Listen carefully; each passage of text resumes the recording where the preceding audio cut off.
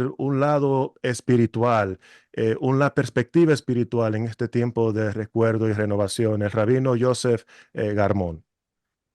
Bueno, gracias Jesse, gracias embajador por las palabras claras como es la situación en Israel y después lo vamos a compartir también para que cuando es la verdad no hace falta simplemente decirla, cuando es mentira toca inventar y hacer mucho fake. Entonces aquí es toda la verdad y de una forma espontánea. Eh, Quiero hablar rápidamente de Yom Kippur, pero para entender algo que quiero decir sobre Yom Kippur, una, quiero comenzar con una historia sobre Albert Einstein, que no sé si pasó o no pasó, pero lo importante es el mensaje. Ellos estaban en la noche durmiendo en la carpa con su esposa, todo muy lindo. La medianoche la esposa lo despierta y dice, oye Albert, ¿qué estás viendo? En vez de decir una mujer que me está molestando a dormir, dijo, estoy viendo muchas estrellas. Y ella le preguntó, ¿eso qué quiere decir? Entonces él dijo, depende. De punto de vista astronómico hay millones de galaxias, infinito número de estrellas. De punto de vista astrológico, mañana por las constelaciones no vamos a pelear. De punto de vista cronológico, ahora es 3:40 de la mañana. De punto de vista meteorológico, mañana no va a llover. De punto de vista teológico, tal vez hay un creador. Y así le dio puntos de vista por todos lados hasta que recordó que su esposa está ahí, le preguntó, oye, ¿y tú qué estás pensando? Dijo que te enloqueces cada día más porque nos robaron la carpa y ni te diste cuenta. Entonces, ahora, cuando yo pienso de esto, él tenía razón en todos los puntos de vista, pero hay una carpa. Cuando yo le pregunto a la gente qué es Yom Kippur, entonces hay un judío histórico que me dice que Dios perdonó a Moisés y al pueblo de Israel hace 3337 años y devolvió las segundas tablas y de ahí empezó un Kippur. Hay un judío teológico que dice, mira, esto hay un Dios en el mundo y va a juzgar y va a perdonar y lo que sea. Hay un judío que es histórico, pero hay un judío histérico también, tiene miedo de Yom Kippur. Hay otro judío gastronómico que tiene hambre en Yom Kippur. Hay muchos puntos de vista de Yom Kippur, pero quiero tocar unos, tal vez uno del pasado, del presente y del futuro. Bueno, del pasado es lo que hablé de sobre Moisés, pero no nada más. Moisés era de alguna manera profeta y el profeta habla sobre el futuro.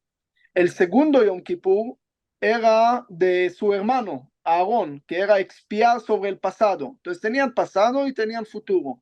Cuando se destruyó el templo en el año 70, el pueblo de Israel estaba en depresión y pensaba que se acabó todo. Hasta que no querían casarse para que la raza judía se termine sola y estaban bastante deprimidos porque no tenían ni Cohen ni sacerdote para expiar el pasado, ni un profeta para hablar del futuro. Entonces llegaron con Rabbi Akiva, que es un gran rabino, y él hizo algo muy interesante. Él agarró y dijo, señores, templo ya no hay, Cohen ya no hay, profeta ya no hay, pero cada una y uno de ustedes puede ser el profeta, cada una y uno de ustedes puede sacar las palabras más sagradas en el día más sagrado, con las personas más sagradas y en el lugar más sagrado, que es la máxima santidad antes manifestada en templo o en sacerdote o en profeta y ahora en ustedes. Es decir, Rabbi Akiva hizo de alguna manera un cambio drástico en el judaísmo, pero gracias a esto estamos aquí. Es decir, si la gente hubieran sido tercos, no, queremos templo, sin templo no hacemos nada, sin profeta no hacemos nada, sin sacerdote no hacemos nada, no hubiera existido hoy el judaísmo. Entonces, el judaísmo es bastante dinámico, vemos que los sacrificios se transformaron en rezos y lo mismo también el templo se transformó en las sinagogas o en las casas de las personas o en todas esas cosas diferentes que pasaron. Entonces, para mí, este punto del pasado representa cambios, pero también esperanza. Es decir, existe el perdón de Dios y el perdón es algo increíble, porque no podemos cambiar el pasado, pero a través de la forma que vemos el pasado, lo estamos cambiando para el futuro. Y eso es el concepto del perdón. Pero tenemos que no equivocarnos. El perdón Dios no lo inventó. El primer perdón de la Biblia es del José, que perdonó a sus hermanos. Nada más después que el humano inventó el perdón, Dios perdona. Si el humano no sabe perdonar, Dios tampoco perdona. todo el perdón que llegó de Dios en Éxodo empezó por el perdón del humano en Génesis. Entonces, por eso el Yom Kippur, que uno piensa que es un día muy elevado, el día es muy elevado no porque acercamos con Dios, sino porque acercamos con la gente, porque pedimos perdón de las personas, porque nos perdonamos uno al otro. Eso es la grandeza del día. No es que uno se vuelve de repente algo demasiado sagrado. Y aquí quiero decir un punto que alguien me preguntó, me dijo, mira, ¿cuál es el tema de ustedes con los árabes? Si ustedes son árabes también, mi papá nació en Túnez, mi mamá en Marruecos, yo visité casi todos los países árabes y cantamos en la sinagoga sefaradí, por ejemplo, todas las canciones de los árabes. El Beoni es una canción, pero es Inta Omri, es de Abdeluab, Farid El Atras, un Kultum. Son las mismas canciones. Yo estuve en una mezquita últimamente en Dubái y en Panamá. En esas dos canté junto con el imam ahí y cantamos la shahada de ellos en el mismo Makam Hijaz que hacemos en el rezo. Entonces me dice, ¿cuál es la diferencia? Ustedes comen igual, como dijo el embajador, y rezamos igual casi, creemos en el mismo Dios. Entonces, ¿cuál es la diferencia? Si vemos la historia del Islam, el primer ayuno del Islam era Ashora, el día 10 del primer mes Mohram. ¿Y por qué era ayuno? Entonces el Corán explica que Mahoma vio a los judíos ayunando en este día, que Yom Kippur también es el 10 día del primer mes hebreo, y le preguntó por qué ustedes ayunan. Entonces, porque nos fuimos salvados del faraón y Amán, no sé, una mezcla histórica, pero no importa. Y de ahí estableció el primer ayuno. Interesante que el único día que rezamos 5 rezos al día es Yom Kippur. Ellos rezan todo el año 5 días, 5 rezos. El único día que nosotros aposternamos al piso es Yom Kippur. Ellos lo hacen en todos los rezos. El único día que ponemos ropa blanca y esto lo hacemos en Yom Kippur. Ellos lo hacen todo el año. Es decir, ellos agarraron el concepto de Yom Kippur, que es la primera influencia que Mahoma vio dentro de los judíos, y pensó que la vida es tan importante que hay que acercar con Dios a través de las cosas espirituales y de alguna manera olvidar de la parte material y la relación de uno con el prójimo.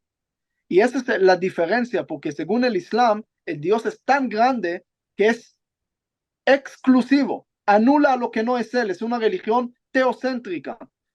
Sin embargo, el judaísmo cree en un Dios tan grande que es inclusivo, que incluye también a lo que no es él. Por eso no tratamos de juidizar a todo el mundo, de hacer proselitismo, porque creemos en el camino de cada uno y uno a su manera de llegar a Dios. Es una religión antropocéntrica porque en el judaísmo Dios no está en el centro, el humano está en el centro. Nosotros creemos en Dios, pero Dios cree en el humano y en la Biblia hay 35 versículos sobre Dios, la creación del Dios, pero hay 1500 versículos sobre la creación del humano. Es decir, la gran diferencia que la Biblia nos pone, decir, señores, yo los traje al mundo no para hablar todo el tiempo de Dios, o como dice el profeta, dejen de hacer sacrificios todo el día, sino hacen y dan al pobre su comida. No quiero sus sacrificios. No digan templo de Dios si la casa del pobre no está destruida. Es decir, es muy, muy claro.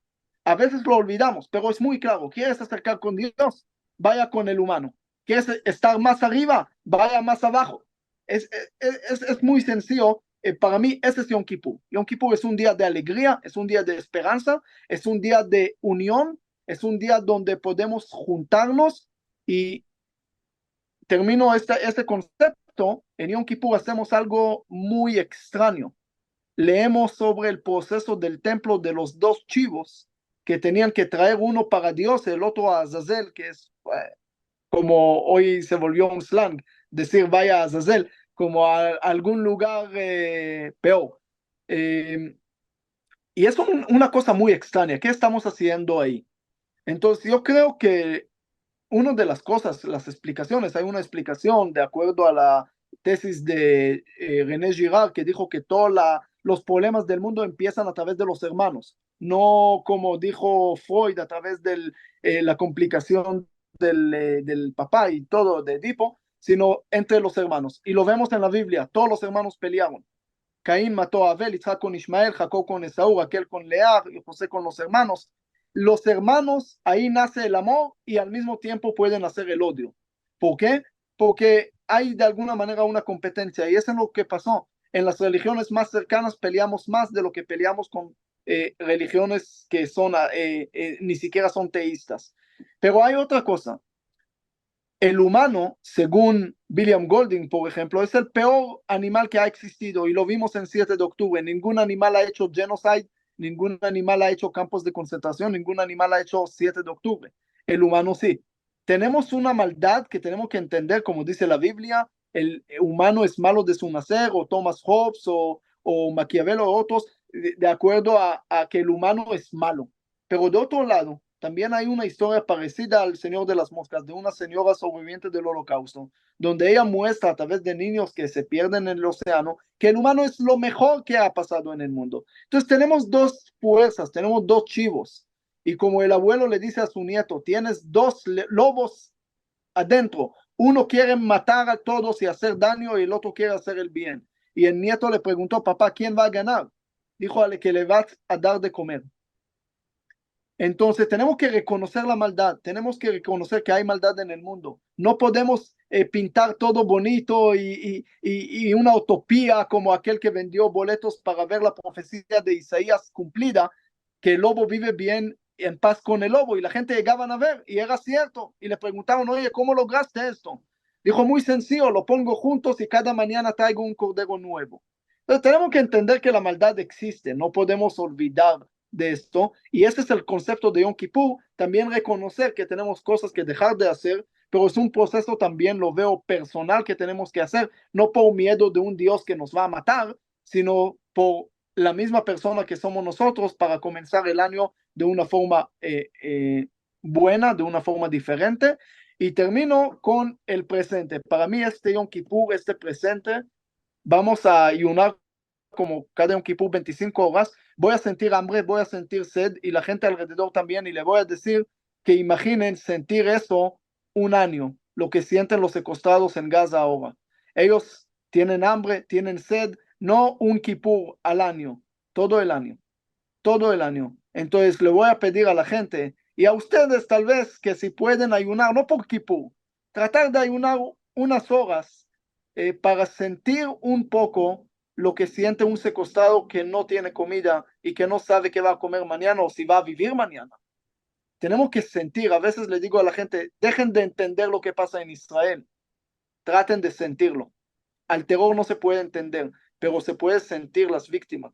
Y esto es algo que tenemos que saber, conectarnos con los sentimientos también. Entonces, Yom Kippur es un día de mucho pasado, mucho presente, pero no olvidemos que también puede ser de mucho futuro. Si lo aplicamos de una forma correcta, entonces podemos cambiar nuestro futuro a través de todo eso. Entonces, todos los puntos de vista son ciertos, pero no olvidemos de la carpa, no olvidemos de la persona que está al lado de nosotros antes de llegar hasta Dios. Y hay una frase, y me gustaría cerrar con esa frase, dijo un rabino, deja de preocupar por la espiritualidad del otro y la materialidad tuya. Hágalo al revés, preocúpate por la materialidad del otro y la espiritualidad tuya. Y palabras contundentes para reflexionar nosotros mismos. Yo creo que todos tenemos esa tendencia de juzgar al otro, especialmente en base a nuestras fe. Y yo creo que nuestra mayor preocupación es nuestra propia espiritualidad más que nada. Esa inversión en lo interno. Algo que me pareció también muy interesante en todo lo que compartió el rabino es dos conceptos que también compartimos en el pensamiento cristiano. Se refirió a la maldad del hombre que existe desde el nacimiento, pero a la misma vez el potencial de ser buenos, el potencial bueno que existe dentro de nosotros. En el cristianismo está lo que se llama la depravación total, que es en base a las mismas escrituras, pero que enfatiza que el hombre nació con el pecado adentro de él, pero también conocemos y creemos en lo que se le llama el imago Dei, que es la palabra latín para imagen de Dios, que a pesar del pecado, que hay en nosotros, somos creación de Dios, fuimos creados a imagen de Dios. Y cuando Él creó toda la creación en 6 días y Él creó al ser humano, en todas las cosas dijo que era bueno, pero cuando terminó con el ser humano, dijo, era muy bueno. O sea que hay un potencial en nosotros para hacer bien, para mejorar nuestras maldades o potencial inclinación a hacer las cosas malas. Hay esperanza y debemos de mantener el ánimo que sí podemos, especialmente en estos días, hacer el bien. Judith, te la dejo a ti. Gracias, Jesse. Muchísimas gracias. La verdad es que hemos disfrutado este tiempo. Se nos hizo muy cortito, pero gracias. Quiero agradecer una vez más a mi embajador, el doctor Alon Laví. Quiero agradecer también a mi buen amigo Josie Garmón y por supuesto a mi queridísimo Jesse. Y a todos ustedes que tomaron el tiempo y que aceptaron la invitación para estar con nosotros. Esto también se transmitió por Facebook, así que como se grabó este programa, lo vamos a colocar también en el sitio de Facebook de Ministerios Bonet. Pero no podemos cerrar sin unirme yo también y rogarles a ustedes que ahí donde están todos los que creemos en ese Dios de Israel, el único Dios del universo, oremos permanentemente por Israel. De mi parte, yo quiero pedirles, por favor, oren y clamen por las familias que están esperando a los rehenes. Cuando me toca pasar por la pasarela que hay en nuestra sala de reuniones en la embajada y veo los rostros de jóvenes que pueden tener la edad de mis hijos o de esos niños que son casi de la edad de mis nietos, no puedo pasar indiferente. La indiferencia y el silencio es lo peor que podemos hacer. Somos tan culpables como los que han lastimado. Les ruego, por favor, donde quiera que ustedes estén, hablen a favor de esos rehenes. Si esos rehenes hubieran sido devueltos el 8 de octubre, nada hubiera pasado. Toda la guerra de Israel es porque no deja ni a uno en el campo de batalla, mucho menos a uno que fue secuestrado de su casa, a uno que fue alterado en su vida normal. Y quiero terminar leyéndoles lo que dice Jeremías 30:10.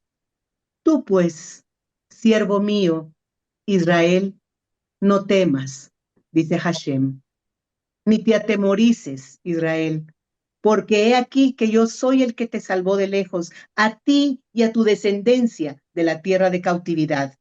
E Israel volverá, descansará y vivirá tranquilo, y no habrá quien lo espante. Todo lo que se hizo para poder estar reunidos hoy es porque amamos a Israel con todo nuestro corazón, pero no podemos amarlo en silencio, no podemos amarlos de incógnitos.